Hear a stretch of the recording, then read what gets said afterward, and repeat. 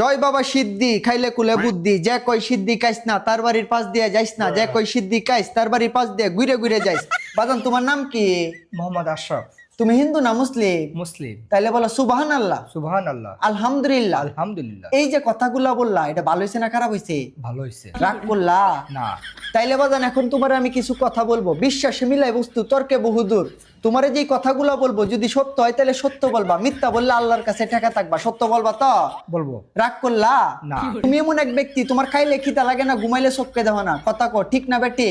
ঠিক। তোমার এমন এক রোগ হয়েছে বাজান, যে রোগ এই দুনিয়ার কোনো ডাক্তার সারতে পারবো না, তবে আমার কাছে আছে এমন এক গাছ যেটা আমি কিনা এক যুগ 12 বছর কামরুক কামাক্কা আমার উস্তাদের কাছ থেকে তন্ত্র সাধনা শিক্ষা নিয়ে আসছি। আমার উস্তাদ বলেছে, হে বর্ষ এই গাছ বিক্রি কইরা তুই মানুষের কাছ থেকে টাকা পয়সা নিবি না।